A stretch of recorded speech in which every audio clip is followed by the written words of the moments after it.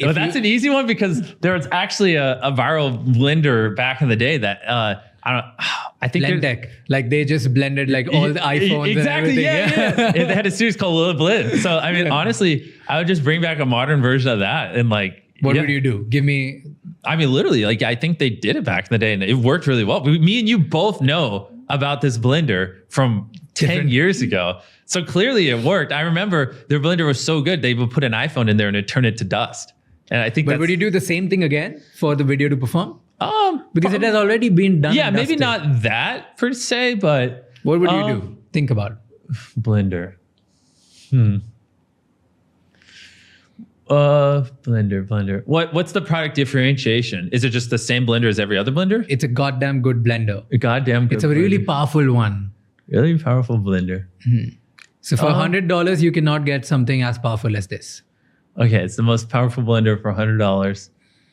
I mean, am I famous or am I not famous? You're a creator. You're famous. Okay, then I mean, step one is I'd probably go get Gordon Ramsay to blend stuff and make a meal with it and get it associated with Gordon Ramsay. There's another YouTuber, Nick. Let's say not famous. Like, Okay. Yeah. You really think on like a different level. I'm just. Well, then if I'm not famous and I just have a good blender that's not that much differentiated, then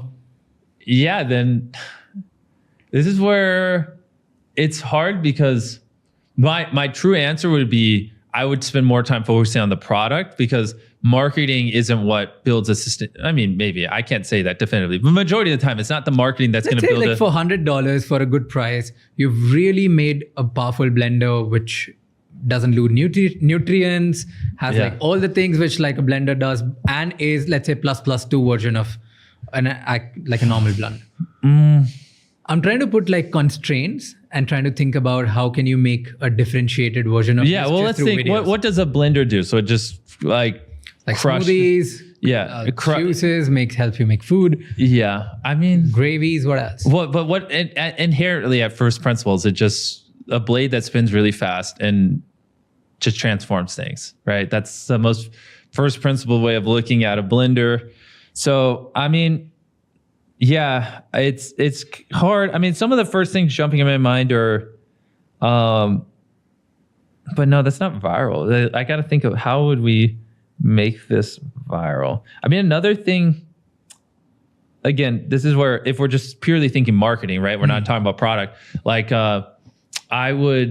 here's the thought I had. I was just too lazy to act on it. But if I was in this spot, like I would figure out who the set designers are on every major studio. And then I would just be like, yo, I'll get like just replace their blenders. Like they don't care, and then just try to get in movies that way. Right. See if like I've heard stories from friends of like who have products. I won't say because I don't want to ruin what they got, but they're like, they just figured out like this was the prop guy for these movies. And like, I just gave them this like $200 worth of product for free. And then it just ended up in the movies. Right. But but you would have to have paid hundreds of thousands of dollars for product placement. But I just went around the marketing team and I just like figured out who bought the things and just I was like, hey, just buy this. I'll just give it to you for free. And they like didn't think too much of it.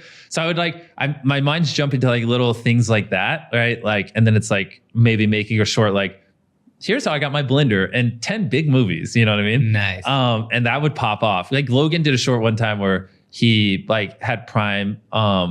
He sat courtside and like had a Prime bottle there. And he was like, here's how I got Prime and NBA. And that short did really well. And I thought that was a little creative. So like something like that would be cool. I mean, my mind keeps jumping to like smoothie competitions and things like that, but that's just not viral. Yeah.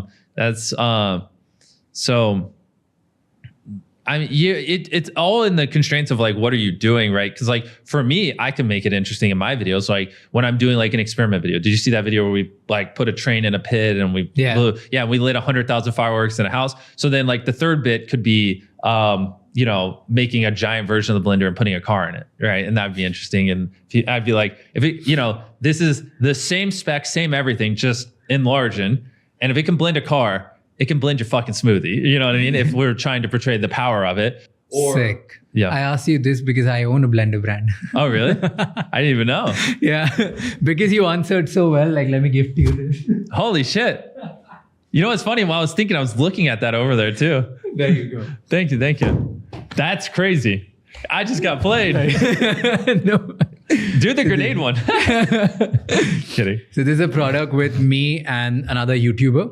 Oh, and it's $100 and it's powerful. That's funny. Bro, your audience is probably gonna be like, there's no way Jimmy's this stupid. No, there are so many differentiators, but I didn't want to put that out because I wanted to play like completely dumb and like with constraints because that would make more sense. So I wanted to gift you this. This is by one of the biggest food content creators in the country. Okay. Him and me, we partnered together because my background is business. So I handle the business side of the things, which you were explaining. Yep. And he handles the product and like marketing and doing things like that. Going into retail is a big deal because you have to bet big. You have to, like, if you were to launch in 1,000 doors and, you know, you got to even just like we have more demand than we can sell.